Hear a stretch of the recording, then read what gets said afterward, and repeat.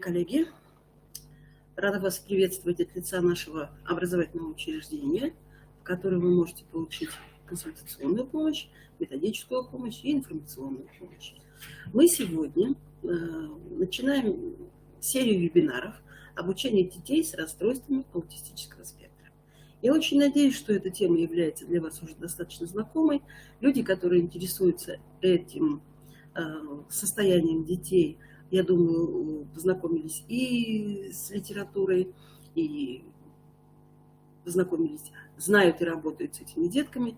Мы бы хотели сегодня говорить на очень простом уровне, потому что к нам продолжают идти родители деток, страдающими расстройствами аутистического спектра. К нам обращаются педагоги, которые не знают, что с этими детьми делать, тогда, когда ребенок попадает в образовательное учреждение. И нам бы хотелось ответить на некоторые вопросы, которые ставим мы перед собой для того, чтобы работать с этими детками. Итак, эти вопросы у меня вот здесь обозначены. Да? Почему дети с расстройствами аутистического спектра настолько нагружают эмоционально людей, которые с ними работают? Почему люди очень сильно волнуются и переживают, когда к ним попадает в класс или попадает в детскую группу ребенок с расстройствами аутистического спектра? Почему он так себя ведет? Почему никакие уговоры, никакие обычные, привычные для нас педагогические методы и приемы на этого ребенка не действуют?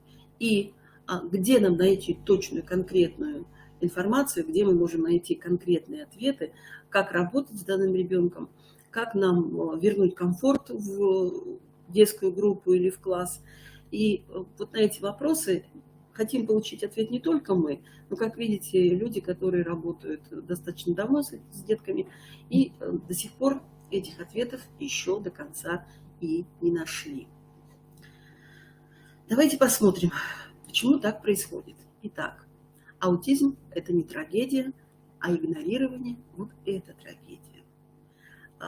Кому же сложнее? Взрослым, которые встречают таких детей на своем пути, или деткам, которые страдают этим недугом? Я думаю, что дети страдают больше. Просто нужно принять эту ситуацию, понять ее и проникнуться состраданием просто к тому ребенку, который к нам пришел с диагнозом ранний детский аутизм или расстройство аутистического спектра. Этот ребенок очень некомфортно себя чувствует ни в каком коллективе. А вот наша задача педагогов сделать так, чтобы ребенок стал чувствовать себя комфортно. Вот посмотрите, обратите на последнюю фразу в этом высказывании. Стереотипы и предрассудки могут сделать нашу жизнь невыносимой. Если мы в ближайшее время не справимся с этой проблемой, не поймем, в чем трагедия детей с ранним детским аутизмом и как с ними работать, мы с вами превратим нашу педагогическую деятельность только в решение каких-то проблем, каких-то скандалов, каких-то недоразумений с родителями и с детьми тоже. В чем же причина? Причина главным образом в том, что об этом недуге до сих пор известно очень мало. И сколько бы мы с вами ни посмотрели, ни пересмотрели научной литературы, везде будет стоять везде будет предложение, что четкой системы диагностики, четкой системы интерпретации результатов диагностики и четкой системы коррекции, четкой системы обучения детей с расстройствами аутистического спектра на сегодняшний день нет. Много специалистов, которые предлагают различные способы коррекции. Кто-то предлагает медикаментозные способы лечения, кто-то, наоборот, отвергает любые медикаментозные вмешательства. То есть сколько, наверное, ученых, столько и мнений. Ну, одна из причин, которые мы с вами разберем, почему это происходит, давайте вот посмотрим на эту диаграмму. Она очень интересная. Здесь у нас указан 2000 год, где указано, что в 2000 году, ну, наверное, тут немножко не так, я сомневаюсь, что один ребенок на 10 тысяч был, там уже было больше детей с ранним детским аутизмом, А вот в 2020 году уже по России официальная статистика указывает, что у нас на каждые 110 новорожденных один ребенок страдает ранним детским аутизмом. Американцы дают несколько еще более жесткую статистику. Каждый 63-й мальчик страдает аутизмом, и каждая 68-я девочка страдает аутизмом. Ну, здесь другие причины.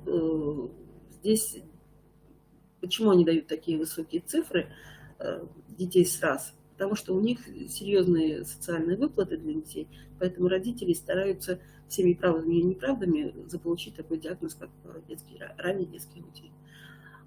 У нас тоже статистика, она тоже приблизительная, потому как есть, наверное, районы, которые очень глубоко находятся в России, далеко удаленные, где сегодня диагностики это еще нет, поэтому статистика по детям с аутизмом очень приблизительная. Но обратите внимание, какой огромный рост. Если в 2000 году мы предположим, что это был один ребенок на 10 тысяч, то сейчас 1 на 110. Вот представьте, у нас в любом учреждении, если в детском саду 200 детей или 300 детей, значит там однозначно есть 2-3 ребенка, страдающие ранним детским аутизмом. Если в школе 800 детей, 900, 1000, то, соответственно, и количество детей с этим диагнозом в школах будет высокое. В соответствии с законом эти дети имеют право обучаться в общеобразовательных учреждениях, они могут обучаться в учреждениях в шаговой доступности от их места жительства. Поэтому такие детки скоро придут, если еще не пришли, и если они уже не учатся в общеобразовательных учреждениях, они скоро придут практически во все образовательные учреждения, и мы будем с вами мы обязаны будем работать с этими детьми. Вот буквально вчера, почему, собственно говоря, мы решили проводить этот семинар. Вчера приходила мама, ребенок у нее страдает, у ребенка расстройство аутистического спектра, и так как ребенок не соответствует требованиям педагогов, этот ребенок на все занятия, его сажают в спальню в полном одиночестве, или, не дай бог, еще и в моечную. Это недопустимые вещи. Нужно подумать, как этому ребенку организовать образовательный процесс, как включить этого ребенка в социум и как помочь этому ребенку осваивать программу дошкольного образования. Одна из причин, почему так серьезно мы с вами занимаемся сейчас с детьми с расстройствами РАС, потому что идет огромный рост, статистика неумолимо показывает, что детей становится все больше и больше.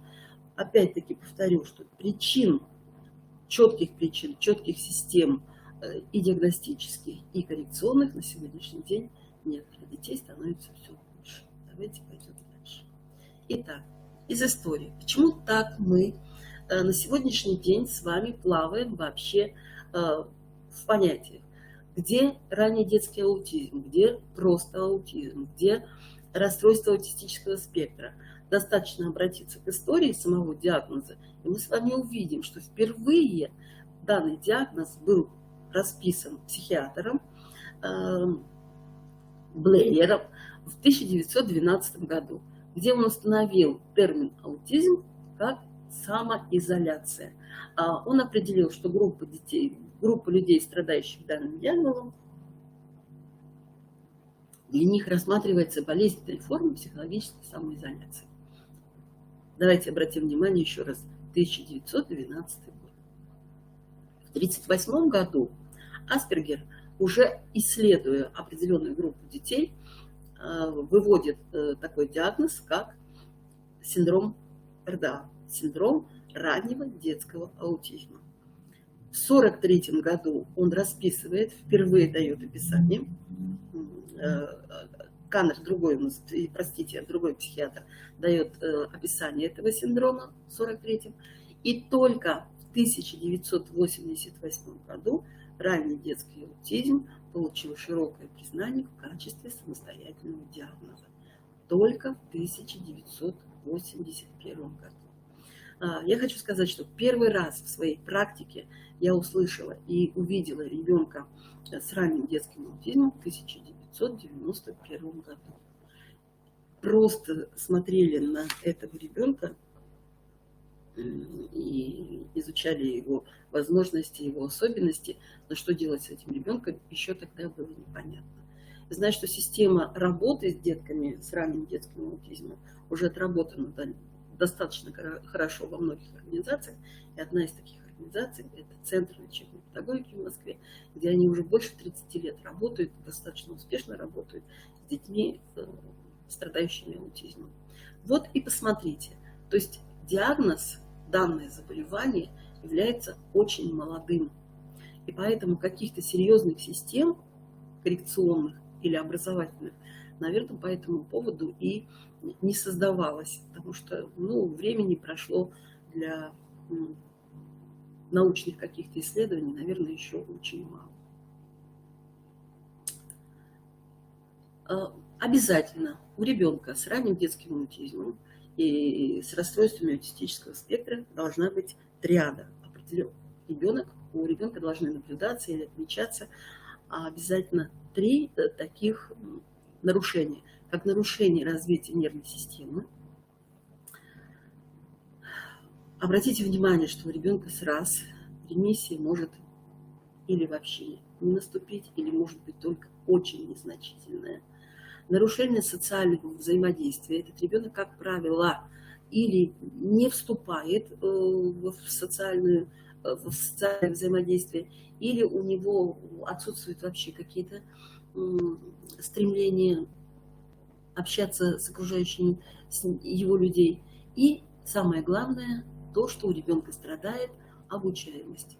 Есть особые условия, особые требования для того, чтобы этот ребенок у нас осваивал образовательную программу.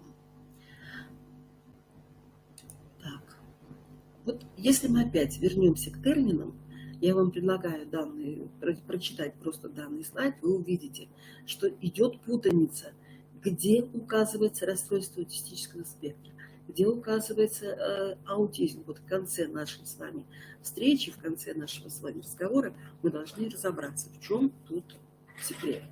И почему мы так долго путаемся и так долго не можем решить, что у ребенка расстройство аутистического спектра или ранний детский аутизм. Проблема в том, что в международном классификаторе болезней в раздел расстройства аутистического спектра включены вот столько конкретно 9 нарушений. Здесь мы видим детский аутизм, атипичный аутизм, синдром Ретта и другие нарушения, которыми страдают дети. 9. Чем конкретно страдает? На сегодняшний день у нас пока, вот я еще не видела такой диагностики, да, расписывают у ребенка расстройство аутистического спектра. Но вот пока такой дифференцированной диагностики мне не приводилось встречать у детей. У ребенка прописано расстройство аутистического спектра. А что конкретно, куда идти, в какую сторону заниматься коррекционной работой, этого, к сожалению, нет. Обещают в новом международном классификаторе убрать из вот этого перечня синдром Ретта. Это очень тяжелый синдром, он тоже связан с нарушением эмоционального фона, с нарушением познавательной сферы. Синдром очень тяжелый. И говорят, что этот синдром будет выведен в отдельное заболевание. Ну, посмотрим, что будет. Вот давайте теперь познакомимся, прочитаем те формулировки, которыми обозначают аутизм и расстройство аутистического спектра. Итак, аутизм – это пожизненное нарушение. Если человеку выставлен этот диагноз, значит, этот человек, по сути дела, нуждается в постоянном сопровождении. Этот человек нуждается в каких-то особых условиях жизни, хотя никто не говорит, что он не может овладеть профессией, никто не говорит, что он не может овладеть образовательной программой, но вот социализироваться ему очень трудно или практически невозможно. Принять правила окружающего мира ему очень сложно. И он будет с этим диагнозом жить, по сути дела, пожизненно. А вот теперь давайте расстройство аутистического спектра. Вот их сколько много, мы еще раз с вами обращаем внимание. Здесь это не заболевание, хотя тоже серьезное оказывает влияние на здоровье ребенка. здесь у ребенка мы наблюдаем какие-то отдельные признаки аутизма, но они могут компенсированы быть, если правильно и вовремя организована коррекционная работа, то результат будет более легкий. Но опять-таки нужно правильно определить, что это за расстройство аутистическое. Вот оно по классификатору. Пока я говорю, что в моей практике мне не удавалось где-то увидеть расшифрованное, что какой синдром. Опять, посмотрите, еще раз возвращаемся к тому, что путаница начинается с самих терминах, в диагнозах, в заключениях. Посмотрите, что происходит. И тут у нас опять аутизм, и опять у нас расстройство аутистического спектра. Очень сложно определить. Нам сами, я хочу сказать, что выставить диагноз имеет право только врач-психиатр. А когда приходят родители и говорят, что нам воспитатели сказали, что у нашего ребенка аутизм, я хочу сказать, что ребята это граничит вообще с профессиональными серьезными нарушениями и преступлениями. Я так считаю. Потому что выставить диагноз вот такой серьезный может только специалист, только психиатр. А вот уж куда-то отправить на обследование, порекомендовать, чтобы ребенок прошел какие-то обследования, наверное, это имеет право педагог, который работает с ребенком.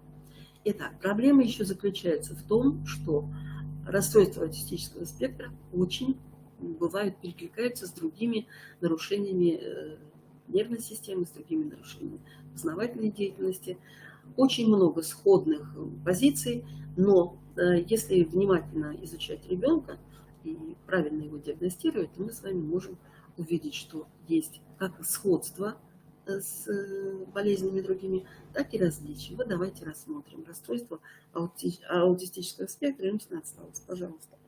Если мы будем общаться с вами, с ребенком с расстройством аутистического спектра, то мы увидим, что у него есть трудности привлечения внимания. Такие же трудности мы можем видеть и у ребенка с умственной отсталостью. Нам интересно наблюдать за игрой. Ребенок сраз. У него очень своеобразная манипулятивная игра. Как правило, это выражается в том, что он выстраивает игрушки в определенном порядке, или он выбирает игрушки определенного цвета, или он выбирает игрушки определенные одного размера. То есть по какому-то одному признаку. Манипуляция заключается в том, что он их выстраивает, он может их куда-то прятать, он может каким-то образом выполнять какие-то одни и те же действия. Тогда как ребенок с умственной отсталостью, манипулируя игрушками, он их стучит, он их бросает, он их пытается услышать, как они звучат. Ну и очень часто бывает, когда он начинает просто ломать игрушку, изучая, видимо, что там внутри. Неразвернутость речи. Вот у ребенка сраз эта неразвернутая встреча, она носит такой постоянный характер. Тогда как у ребенка с умственной отсталостью, в конечном итоге речь будет так или иначе развиваться постепенно во времени, все-таки будут появляться отдельные слова, и дай бог появится какая-то речь. Тонкая моторика. Если у ребенка с умственной отсталостью, опять-таки, тонкая моторика развивается, пусть по срокам это будет значительно дольше, чем у нормативно развивающегося ребенка. А вот у ребенка с РАС тонкая моторика, ручная моторика может остаться на том уровне, каком и есть. Потому что у него нет, по сути дела, желания и стремления какие-то выполнять действия руками, если у него нет такой его собственной навыка. Так, ну и чем схожи РАС и дети с умственной отсталостью, да, конечно, слабая психическая активность. Им очень трудно у них вызвать желание заниматься какой-то целенаправленной деятельностью. Тут нужно много приемов педагогических, чтобы включить их в активную деятельность и приучить их заниматься каким-то интересным делом. В чем отличие? Ну, я думаю, что вы уже посмотрели. Продуктивная деятельность не особо отличается. Вот мне очень интересен последний факт. Внутренний мир не бывает таким богатым, как у аутиста. Я думаю, что если вы где-то знакомились с этим вопросом, вы знаете, что у людей с аутизмом бывают очень часто какие-то сверхспособности в какой-то определенной области, и там они достигают в музыке, там, в изобразительной деятельности, в математике. Но в том и происходит искажение, что какие-то сферы у них не развиваются, отстают, а какие-то бывают опережающие, развиваются, и у них есть сверхспособности. Так, бывает, наблюдаются. Так вот, пожалуйста, в чем отличие и в чем схожесть детей с аутизмом и детским церебральным параличом. Если у детей с детским церебральным параличом гипотонус и гипертонус связан, как правило, с физическими возможностями ребенка, движение, мимика, жесты у них зависит от того, насколько у них поражена моторика, то у детей это связано у детей с аутизмом это связано главным образом с их внутренним состоянием. Мы знаем, что для детей с аутизмом характерны страхи, они очень плохо воспринимают новую ситуацию, новую обстановку. И вот как раз у них гипертонус и гипотонус. Он присутствует, он есть, но причины будут несколько другие. Так. Обратите внимание, пожалуйста, что как у детей с аутизмом, так и у детей с ДЦП могут возникать такие вещи, как вторичные аутистические проявления. Только причины и механизмы будут разные. У ребенка с аутизмом это заложено в эмоционально-волевое состояние, в состоянии эмоционально-волевой сферы. То у детей с ДЦП это связано с тем, что они просто-напросто не уверены в своих физических возможностях. Поэтому они будут отказываться уходить от общения, отказываться от деятельности, если не уверены, что у них что-то получится. Там идет оценочная деятельность, и тогда дети с ДЦП, они лучше будут наблюдать за детьми, чем вступать с ними в игру. Так, ну и нарушения аутистического спектра могут отличаться и могут определенные сходства иметь с нарушением зрения и слуха. Самое главное, это когда мы ребенка зовем, когда мы к нему обращаемся, он не откликается, не оборачивается на звук, у нас может возникнуть как подозрение о том, что у ребенка аутизм, так и подозрение на то, что у ребенка есть проблемы со слухом или зрением. Тут нам даст ответ, естественно, специалист, который занимается слухом, и тот, который занимается зрением. Когда ребенку будет проведена глубокая диагностика, нами скажут, что это у ребенка есть проблемы со зрением и слухом, значит, мы с вами можем сказать, что у него нет проблем, связанных с наличием расстройств аутистического спектра. Так, вот посмотрите, что мне еще хочется о чем сказать сегодня. Если у ребенка сопровождение начинает, появление его проблемы произошло как можно раньше, и сопровождение психолого-педагогическое начинается как можно раньше, то результаты будут значительно выше. Что значит как можно раньше? Сегодня я знаю, что принимаются решения проводить скрининг, обязательно скрининг детей 3-летнего возраста на наличие у них расстройств аутистического спектра. И если у ребенка такой скрининг проведен, и у врачей появилось убеждение, что ребенок страдает этими синдромами, значит, с ребенком должны начинать заниматься тут же именно. У нас очень часто ребенок с расстройством аутистического спектра, он имеет серьезный негативный опыт пребывания в детском саду, даже если не попадает в детский сад в 2-3 года. Как правило, люди, которые не знают, как работать с этими детками, они не могут им ничем помочь, и дети садятся дома с мамой, они выходят из социума, их, собственно говоря, не очень приветствуют в детском саду. И вот этот опыт негативное общение с социумом, общение с чужими людьми приводит к тому, что в 4-5 лет у них уже формируется серьезное негативное отношение к чужим взрослым и формируется агрессивное отношение к окружающему миру. И они туда не хотят идти. Если бы мы с вами начинали работу с этими детками вот 2-3 года, когда только первые проявления. А сегодня, вы знаете, есть диагностика некоторых синдромов уже внутриутробно.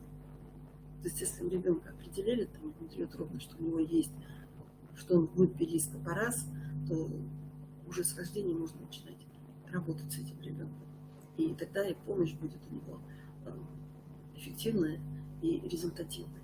Вот посмотрите, если ребенка своевременно включили в коррекционную работу, и своевременно и правильно проведена коррекционная работа, 60% детей могут обучаться по программе массовой школы и достигнуть там удовлетворительного уровня и серьезной социальной адаптации. На сегодняшний день Сергей Морозов дает такую информацию, что 20% детей СРАС могут обучаться в общеобразовательных школах и осваивать программу общеобразовательного учреждения. 20% детей. То есть они не будут сидеть на инвалидности, они получат какие-то основы профессиональной деятельности и будут активными гражданами своей страны.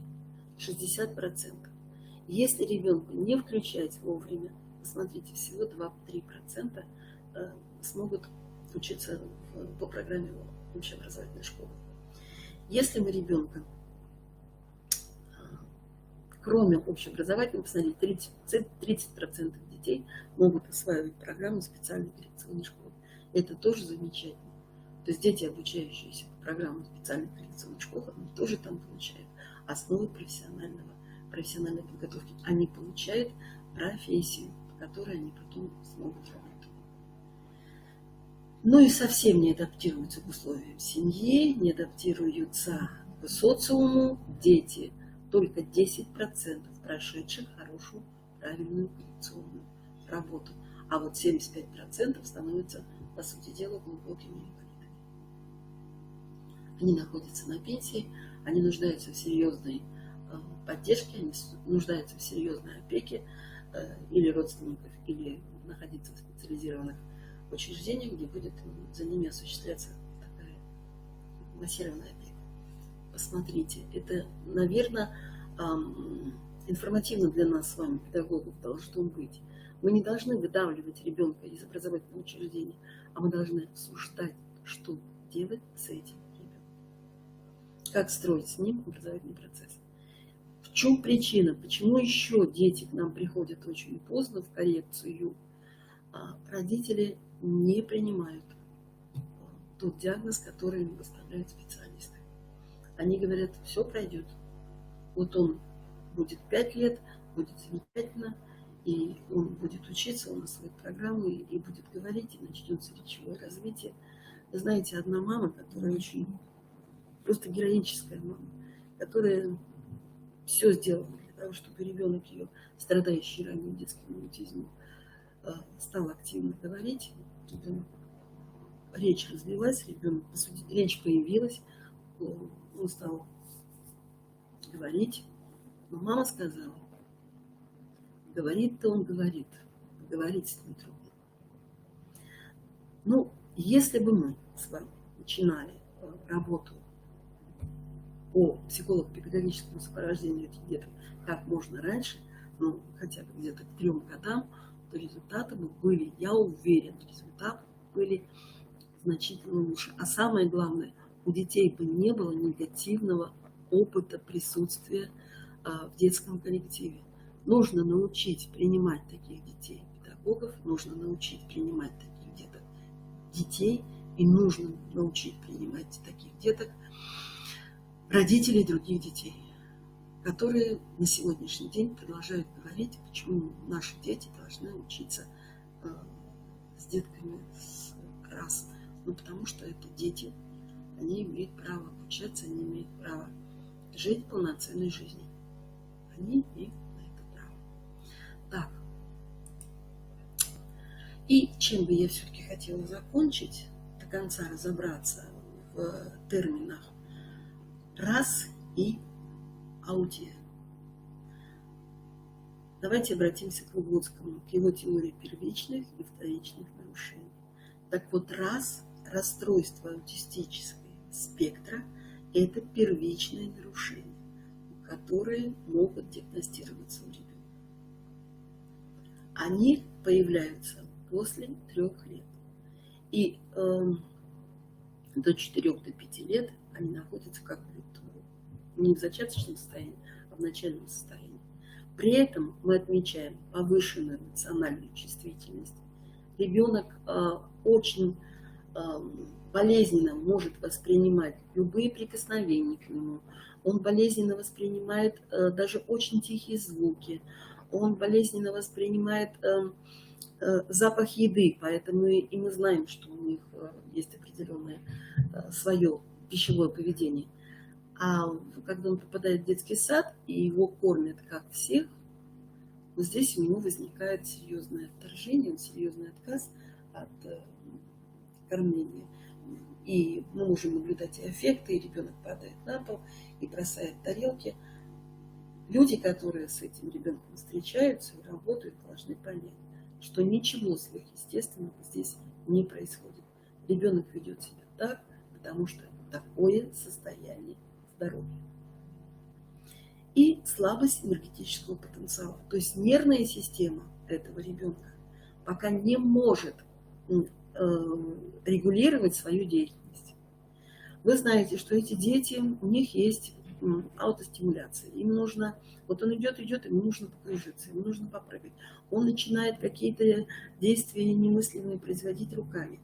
Нервная система пытается зарядиться энергетически, чтобы действовать дальше.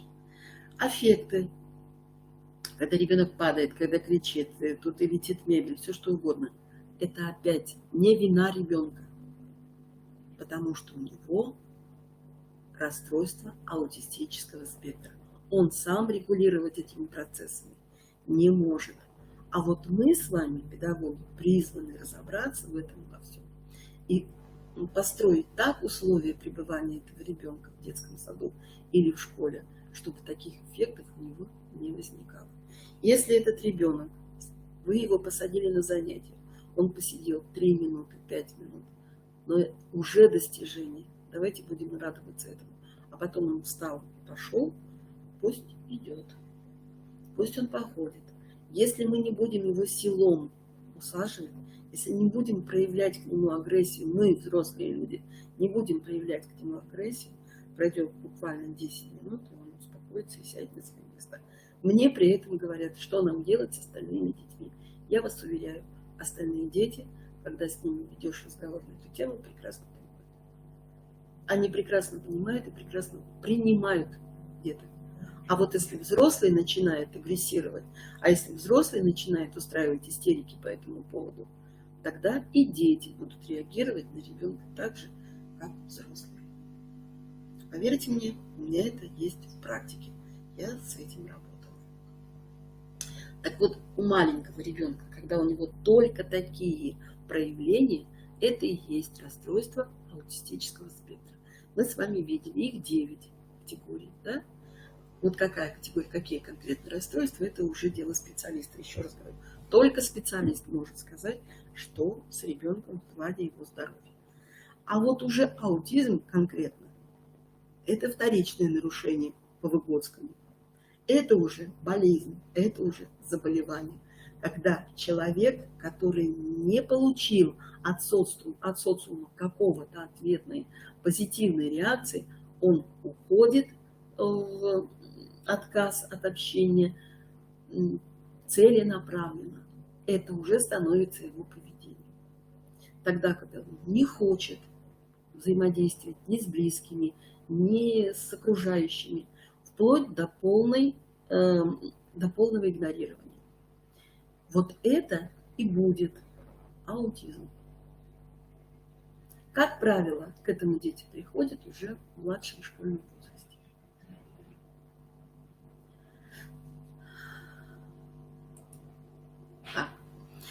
Мы очень часто не представляем вообще, что такое ребенок. Я вам уже показала, что есть много одинаковых состояний здоровья ребенка, когда мы можем перепутать, что это действительно раз или это умственная отсталость. Очень хорошо мы с вами, ну, чисто для того, чтобы посмотреть, что это такое.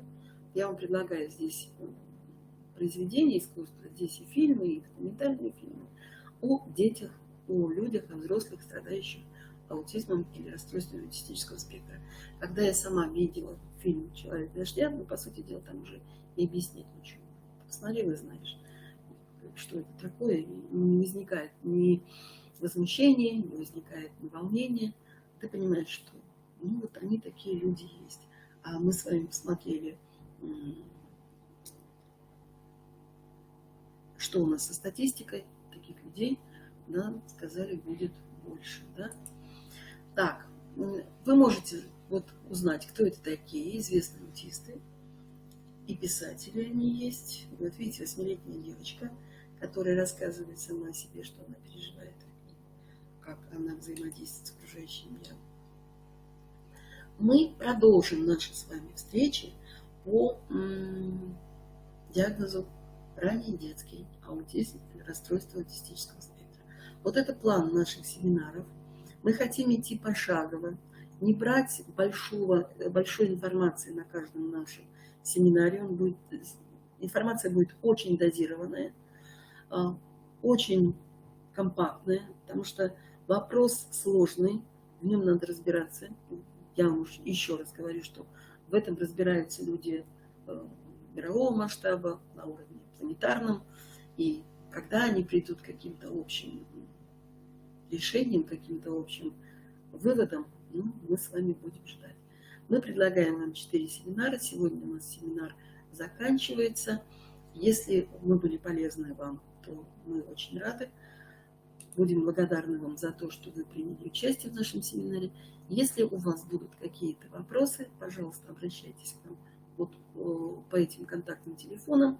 Если вдруг у кого-то возникнет необходимость получить консультацию по детям, вы можете обращаться в консультационный центр республиканский, направлять туда родителей.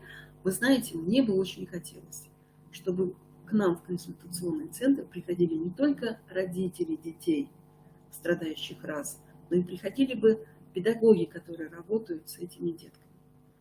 Несмотря, вот недавно мы слышали фразу, у меня опыт работы 35 лет.